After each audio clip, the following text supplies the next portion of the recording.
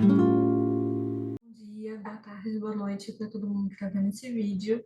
Hoje eu estou fazendo o que eu tinha prometido de fazer o comentário do edital da prova da residência do INCA, né? Então eu vou ler com vocês e vou mostrando mais ou menos como é que as coisas estão organizadas, né, no edital.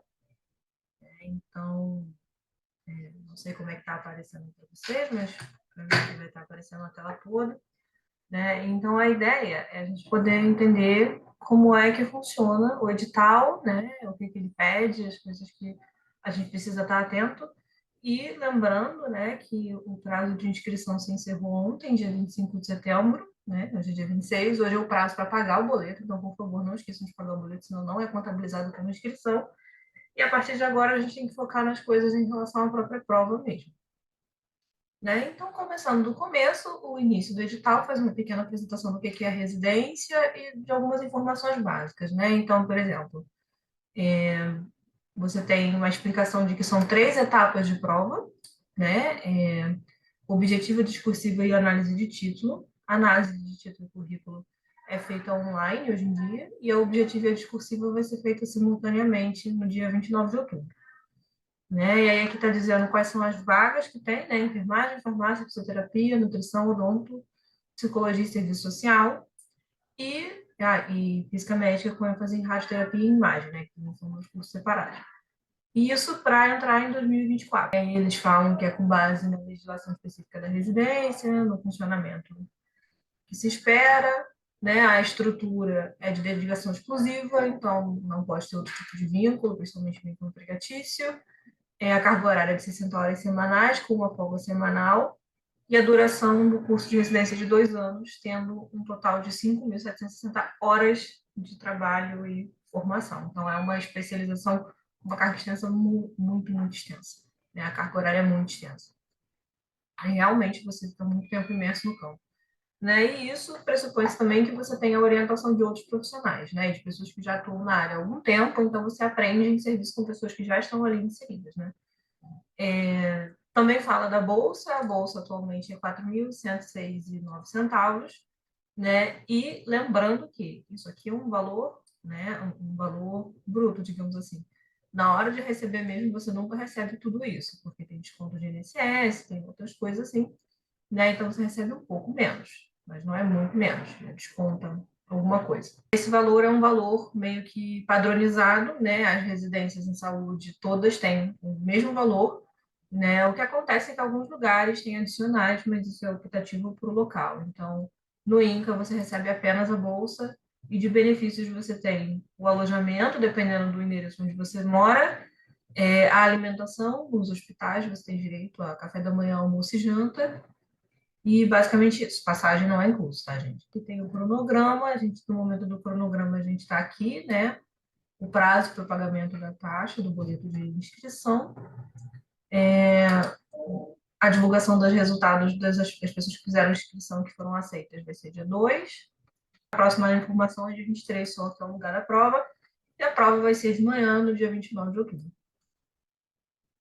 Com a proposta, né, de ter a divulgação da prova do gabarito preliminar no mesmo dia.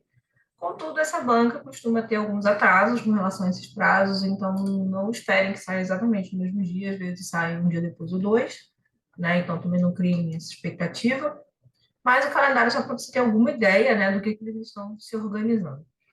Eles já botam que vai ter pedido de recurso no dia 30 de outubro, né? Então talvez realmente saia a prova na véspera e até o dia 31. Então é um tempo bem pequeno, né? Dia 9, das 9 da manhã do dia 30 até às 16 da tarde. Isso é um outro ponto importante, tá, gente? Esse edital todo não trabalha com 24 horas. Então, se o prazo é dia 30, dia 31, vai ser até às 16. Não tenta fazer nada depois disso, porque não vai funcionar. Tá? Também é importante, porque às vezes a gente deixa passar o horário e às vezes perde por conta disso. Né? Era até 16 horas, e aí você vai ver, já são 17, já são 20, né? Achando que é 23 horas e 59 minutos. Não é o caso, isso aqui é 16 horas, em tudo que tem aqui prazo é 16 horas, ó. É horário comercial. Né? E aí vai explicando, né, o processo as datas das etapas, E o início do programa da residência é dia 1º de março, isso não é uma coisa meio que convencionada, né? Todas as residências costumam começar no mesmo dia, então, né, não tem muitas diferenças, né? E aí ainda existe rematrícula não, reclassificação, né, que vai até o final de março. Então, você pode ser chamado e começar depois que já tiver começado algumas aulas, né? Mas o máximo, acho que o teto é um mês, não passa. Sobre o número de vagas, né? A gente tem aqui para a psicologia a grande novidade maravilhosa de ter 3 vagas de ampla concorrência e uma de ação afirmativa, né? Então, a gente vai ter uma turma com 4 pessoas. As ações afirmativas, elas são destinadas para vários públicos, né? Então, inclui pessoas com algum tipo de deficiência, população indígena, população negra, enfim, né? E aí você passa por um processo seletivo extra com relação a isso. E caso não se preencha com ação afirmativa, essa vaga vira por concorrência. Então, vão ser 4 pessoas de fato. Né? E isso faz diferença na hora da correção da prova, porque, por exemplo, né, eles não corrigem todas as provas que foram feitas, porque às vezes são muitas pessoas. Né? Então, o que acontece?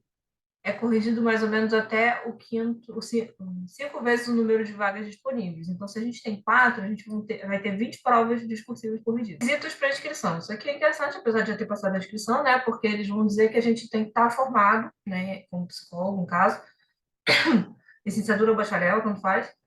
E é importante, né, que a gente esteja formado no dia da matrícula, tá? Então, você não precisa estar formado no dia da prova, porque algumas pessoas ficam com essa dúvida, né? Ah, mas eu posso fazer antes de estar formado? Depende do quanto antes, né? Se você quiser fazer antes do 9º período, ou do 7º período, dependendo do curso que você faz, né? Você vai ficar com o risco de passar na prova, ter nota para passar, mas não poder entrar, porque você não tem CRP e não tem o diploma. Nem aquele negócio dizendo que seu diploma está em processo de feitura, né? Então, quem faz a prova antes do final do curso está fazendo por teste, não está fazendo para concorrer. O ideal é você deixar para concorrer realmente quando você estiver bem perto de cola grau, né? Porque aí você consegue correr atrás das coisas para poder pegar. Ah, mas o meu CRP ainda não está pronto. Tudo bem, você precisa só ter pelo menos uma declaração do conselho dizendo que você fez o registro. Né? Você precisa ter um registro. E aí, a partir disso, eles vão esperar que você entregue o registro definitivo, né? A carteirinha, uma cópia da carteirinha de fato. Né? E você costuma ter um mês, eu acho, um pouco menos de prazo para entregar essas coisas. Na época, eu lembro que eu fiquei pendente de entregar a carteirinha e um outro documento, eu acho que foi, eu não sei se foi a carteira de vacina, foi alguma outra coisa que estava pendente. Né? Então, você tem um prazo para entregar, só que é bom não estourar o prazo e tá com isso resolvido antes, porque tem coisas que não dá para resolver rápido. Né? Existem vacinas, por exemplo, que a gente toma várias doses, e as doses têm um intervalo de tempo, então você não pode deixar para tomar uma vacina de 3 doses, que você tem vários meses de intervalo, na véspera da matrícula. Então, o quanto antes você conseguir resolver, é melhor para você, inclusive até para a sua saúde, né? Incluindo a vacina do Covid também, que é importante tomar, porque acho que também é cobrado. Também tem uma outra coisa sobre a quantidade de residências que você pode fazer, né? Não sei quem está tentando segunda residência, algumas pessoas fazem, né? Então, a regra, em geral, é que você só pode fazer até 2 residências de programas diferentes. Então, por exemplo, se eu fiz uma residência em oncologia no INCA, eu não posso fazer outra residência em oncologia. Eu posso fazer uma residência em saúde da família, eu posso fazer uma residência em saúde coletiva, em saúde da criança, mas eu não posso fazer em oncologia. Então, né, estejam atentos para isso também. Se você quiser fazer oncologia, escolha um lugar. Se quiser fazer saúde de família, escolha outro, porque não pode ser junto e não pode ser mais de 2. 2 é o teto. Né? Se você for tentar e eles descobrirem, você vai ser automaticamente desligado. Então, é melhor nem tentar nesse caso. Né? Então, o processo seletivo. A gente tem 3 etapas de processo seletivo, né, no programa de residência atualmente, no INCA, pelo menos. Né? E a primeira etapa, ela é eliminatória e classificatória, ou seja, se você não tiver nota na primeira etapa, não adianta ter na segunda, nem ter título, você já está fora. E o mesmo para a segunda, né? Você pode ir muito bem na primeira etapa, mas não se classifica na segunda se você não tiver o suficiente. Né? Então, tudo isso pesa bastante, né? Quando a gente for pensar, porque não adianta, às vezes a gente fica naquela de, ai, mas eu não tenho título, como é que eu vou fazer, eu não vou ter uma nota boa. E aí, na verdade, o que a gente precisa entender é que o processo é unificado. Então, aqui não são 3 provas separadas, aqui são 3 provas que são a mesma coisa. Elimina da primeira e da segunda fase, é você acertar menos de 50%, né? Então, você tem que ter pelo menos 50% da objetiva, né? E nesses 50% você não pode zerar nada, muito menos português, 100% mais isso aqui. Então, tem que ter isso em mente. Na segunda etapa, né, que também tem essa coisa de ser eliminatória e classificatória, né, que vai mexer na classificação das pessoas, você tem um caso clínico dividido em várias questões, geralmente são 4, né? E as respostas são dissertativas, né? Então você tem que escrever uma coisa coerente com início, meio e fim, explicando lá o que eles estão pedindo. E são 10 linhas, né? Então essa é uma das coisas que eu sempre oriento as pessoas. Treinem escrita. Treinem duas coisas. Primeiro, porque você vai se cansar escrevendo, né? A gente hoje em dia tem o costume de fazer muita coisa digitada. Escrever é diferente, então você pode ficar com a mão cansada, sentir diferença muscular mesmo. Então é bom ir treinando isso. E a outra coisa é treinar a escrita para caber em 10 linhas, porque você tem que fazer um raciocínio coerente com início, meio e fim, que faça sentido com o que a questão está pedindo, em 10 linhas só. Né? E algumas pessoas têm uma tendência a escrever muito mais, outras a escrever muito menos. A sua letra também precisa ser legível, então tudo isso é bom que a gente pode treinar antes, né? E aí chega no dia, a gente consegue minimamente garantir, né, tranquilamente, que está com uma tranquilidade de preencher isso, porque não é simples, né? E treinar a fazer questões discursivas com caso clínico também é interessante, porque não são todas as provas que têm isso, né? Então, você não basta você conhecer a teoria, você tem que articular com o que o texto lá do caso está pedindo para você responder.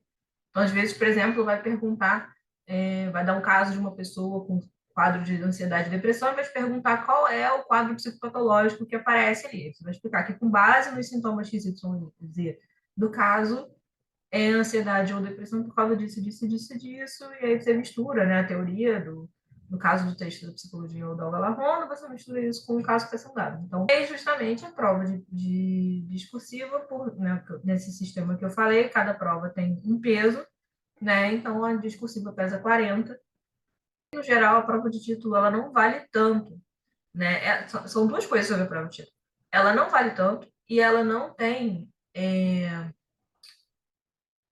tanta chance assim de você ter o ponto máximo, né? Você tem que ser uma pessoa que produziu muito na sua vida acadêmica para conseguir os 25 pontos. E é isso, né? Da nota toda, ela vale 25 só. Ela não é a que vale mais.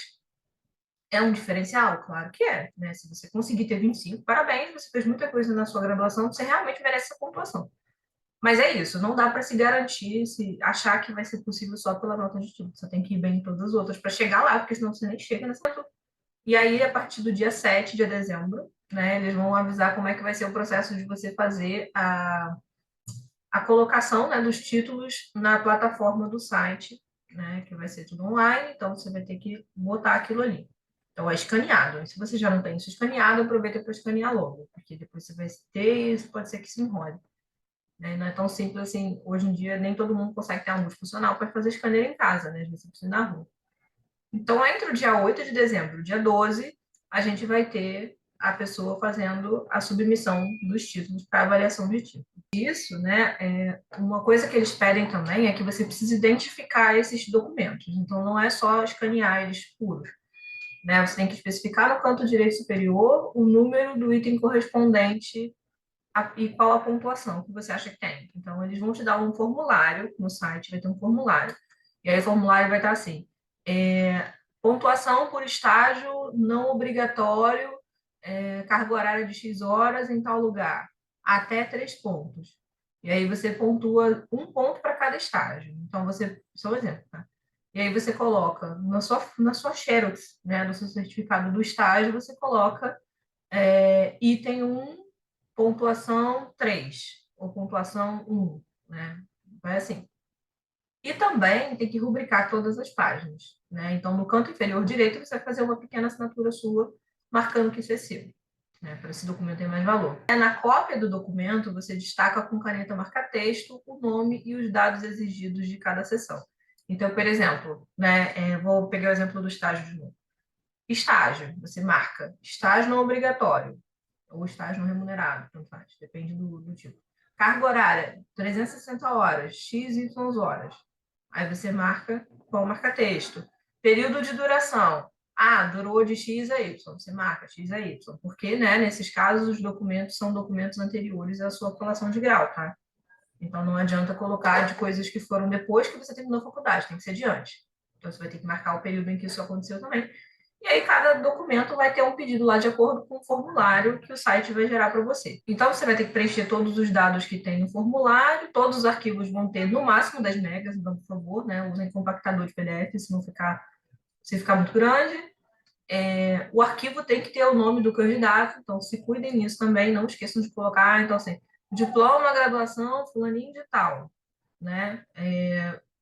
Comprovante, estágio, fulaninho de tal, sempre fazer essas coisas. No final, eles vão querer que você faça isso num documento só, né? Então, na internet, hoje em dia, a gente consegue fazer isso, até no próprio celular, dependendo, no computador, a gente já tem umas formas de fazer essas aglomerações de PDF, dependendo do computador que você usa, ele consegue fazer sozinho, né? Mas na internet também existe essa opção, e aí você vai juntar todos os arquivos numa coisa só e reduzir eles para ter no máximo 10 megas. Tem que enviar, né? Eles precisam receber isso, aí vão ter a validação desses documentos. Então, você pode mandar as cópias e tudo mais, e ainda assim considerarem que não preenche os requisitos.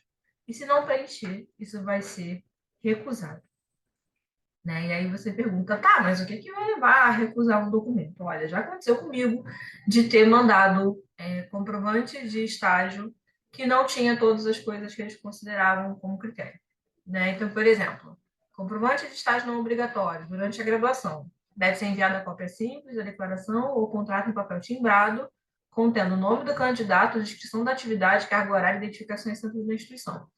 Eu tinha um comprovante de estágio que não tinha a descrição da atividade nem a carga horária, né?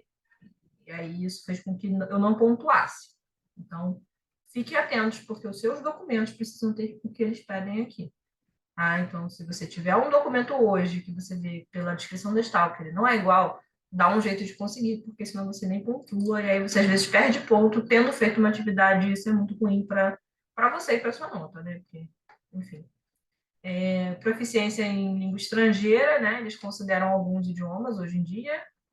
Então, são 180 horas de algum curso ou teste de proficiência. Iniciação científica também é a cópia simples, declaração certificada de participação em projeto de pesquisa, em duração mínima de 6 meses, tá? Então, não é qualquer tempo de pesquisa, são pelo menos 6 meses ou um semestre, né? E aí, tanto faz se a pesquisa é da faculdade ou é pela CAPES, por exemplo, aqui, ou outras fontes de pesquisa, desde que você siga esse tempo mínimo, tá? E a mesma coisa, deve conter o nome, o prazo que se dedicou a esse projeto, o nome do projeto e a assinatura da instituição. Atividade de monitoria também, né? O prazo mínimo é de 6 meses ou um semestre. E projeto de extensão também, 6 meses ou um semestre. Comprovação de trabalhos em eventos. Essa aqui talvez seja a que a gente pontua mais fácil, né? Porque se a gente não. E essa é interessante porque qualquer um pode correr para fazer uns eventos, né? Inclusive, existem muitos eventos gratuitos acontecendo. Né? Eu estou sempre divulgando os eventos, inclusive, então você vai conseguindo acumular isso. Né? Mas aqui o que pontua é apresentar trabalho, não basta assistir, você tem que ir lá e apresentar alguma coisa, seja um pôster, seja uma apresentação oral, enfim, apresente alguma coisa. Né? E aí é uma cópia simples de declaração certificada de participação dizendo que você apresentou, né? Tanto oral como pôster, dizendo que você é autor ou coautor. Então, também você pode, né? Se você, eu sou muito tímido para apresentar. Tudo bem, então você pede para apresentar junto com o seu grupo de pesquisa, com os seus amigos, você monta um grupo, pega um evento e junta você e mais dois, três amigos, e alguém escreve, alguém apresenta no dia e o resto só escreve. Enfim, dá para fazer várias organizações assim para todo mundo apresentar e ganhar esse ponto, né? Você não precisa ser autor único. Você pode ser uma pessoa participando com outros. Não se aceita nesse quadro aqui a publicação de trabalho, né, em resumo de anal de congresso, revista indexada ou suplemento, porque isso é outro ponto. Né? Então, aqui é só a participação de evento mesmo. Tá? Se o evento gerou um anal de congresso, não adianta. O anal de congresso é outra coisa. Né? Para consideração, né, de artigo científico completo, Tem que ser até um ano após a graduação, né? Esse talvez também tenha um tempo um pouco maior, né? O único que eu acho que se estende para o prazo da graduação. E aí você envia uma cópia do artigo na íntegra, né? Conforme ele foi publicado na revista. Isso é suficiente. Isso aqui é mais tranquilo. Né? E aí, se você não enviar nenhum desses comprovantes, ou os comprovantes não forem do período de graduação, você não vai pontuar nenhum item aqui e vai ficar com nota zero. Pede é que você vai fazer aquele arquivo final, né, com base no formulário de avaliação que eles vão gerar, né, quando você for submeter o arquivo. O site mesmo vai te dar um papel que você vai preenchendo, né, e aí você, na hora de anexar os arquivos no PDF, você vai botando na ordem que já está no papel para não bagunçar nada, né, e ficar mais fácil. E aí você numera também de acordo com isso. Você pode não ter título nenhum e zerar, e tá tudo bem, né? Você não pode zerar as duas primeiras etapas. A etapa de título você pode zerar, porque nem todo mundo realmente consegue fazer algum tipo de atividade durante a graduação, né? Ou então faz uma pontuação muito baixa também, né? Não é exatamente uma questão. Acho que essa é a única diferença. A etapa 3 lá não é eliminatória como as duas primeiras. No dia da prova, né? A gente tem a prova no dia 29 de outubro, com abertura dos portões por volta das 8, porque a prova começa às 8h30, no horário de Brasília, tá? Somente documento original de identidade com foto, caneta preta ou azul, né? De escritura, se tiver algum momento de necessidade. Uso de máscara, álcool gel e, né, coisas para uso pessoal sem rótulo, né? E ali de forma transparente, né? Até a garrafa d'água também, às vezes, se orienta seja transparente. E levar o comprovante, né, do lugar da prova, da inscrição definitiva também. E aí você tem alguns recursos, né, que você pode pedir, seja da forma como a inscrição foi fundamentada, o resultado da prova, questão que está errada, somatória da sua nota, enfim, para você pedir, inclusive, contagem, né, recontagem da sua pontuação. Né? Isso às vezes acontece na prova discursiva, porque como você fica sem sim, você não tem a sua prova original mais, né? Eles te liberam um gabarito depois só, o seu que você preencheu, né? E aí, justamente, você pode pedir, se você lembra o que você escreveu, você pode entrar com recurso pedindo recontagem dos pontos ou recorreção da sua prova discursiva. Os recursos, eles também vão ser feitos no site do IBGP, né? Na área do candidato. O resultado oficial está previsto o final, né? Final oficial prévio no dia 24 de janeiro, né, que é a soma de todas as etapas. Vão ser duas listagens, né, porque aí você tem as vagas de ampla concorrência e as vagas de ação afirmativa. Né? Então, respeitando a questão da ação afirmativa, você tem, né, essa situação. E aí o que acontece, né, é que o candidato de ação afirmativa, ele concorre também com base na classificação dele, né? E aí tem as explicações, né, quem são as prioridades, a ordem de funcionamento, tudo mais, né? E aí vem a classificação final, né? Você recebe apto à matrícula, apto à confirmação da questão da ação afirmativa, aprovado ele. A matrícula vai ser em fevereiro, né? Então resolvam as coisas até dia 27 de fevereiro. E além disso, né, a gente tem esse processo todo da realização da matrícula, e é isso. Né, gente? As nossas referências, elas se mantêm bem parecidas com as anteriores, com algumas inclusões novas apenas, né? Mas nada muito difícil. Na verdade, entraram bastante textos menores, então é mais fácil até de estudar. E é isso, boa prova, né? Espero que vocês pontuem bem, né? Aqui o coisa da avaliação de título. É isso. Né? Obrigada por terem assistido. Até a próxima. Boa prova, bons estudos. Qualquer coisa, só me procurar lá no Psicologia. Tchauzinho.